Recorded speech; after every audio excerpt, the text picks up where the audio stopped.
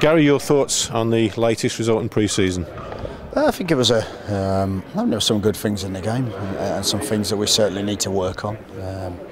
And we know that. I think, when you look, I think the grass was a little bit longer and it just made the game a little bit sticky to try and move the ball quickly, and I think that made it hard, but we've got to read that quite early on, and we've perhaps got to not make quite so many short passes, and we've got to open the game up a little. And that was something we worked on. I just felt at times we didn't have enough control of the ball in midfield to be able to hit our diagonals. And when we did look a little bit longer with our passing, and I'm not talking just long, straight balls that are predictable, I'm talking about making 2 or 3 passes and opening the game up with a nice long diagonal.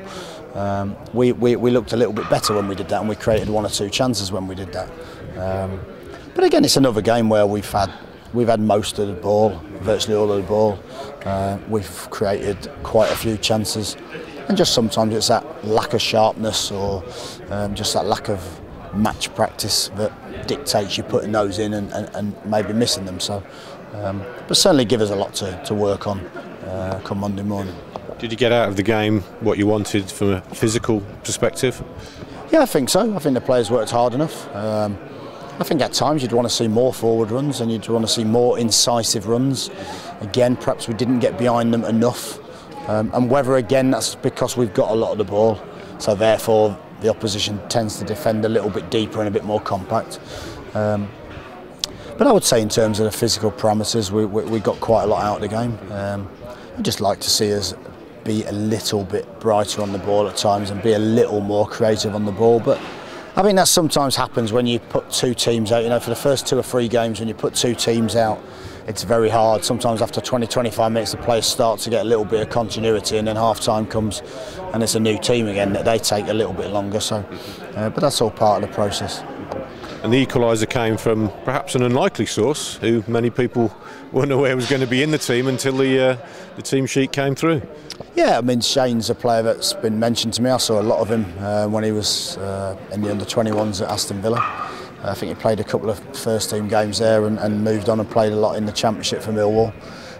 He's a player that I've always quite liked. So the opportunity came about. He's at Leyton Orient, but we said, would you let us have a look at him? And they agreed to that. And I think the player lives in and around the Midlands area, so it was just a case of let's have a look. We perhaps, we're a body short at the minute at that left side of centre-back position. We still want a couple of players that we're willing to really push the boat out and invest in, so therefore we've got 2 or 3 positions still that we'd like to just maybe see if we can strengthen without going stupid. So. But he heads everything. I mean, I think what you've got to realise with him is he's not trained down there at all because of his situation. They didn't want to get him injured, and he's ended up in the gym there for 3 weeks. I think it's his first bit of ball work, certainly his first little bit of game practice. And what you'd say is, he's headed everything. He's very competitive. He's ended up sticking one in the back of a net from a set piece. So he's done quite well. I think Rostin was the same. As the game went on. He came into the game even more. I thought showed his range of passing 2 or 3 times, So again, it's just nice to have a look at people in these games. Yeah, you want to win the games 3 or 4-0. That'd be great. But the reality is, you've got to learn lessons from it, and sometimes they're not quite the ones you want to learn. Obviously, you mentioned there you're looking at a couple of trialists. Is there any more movements in the transfer market as well?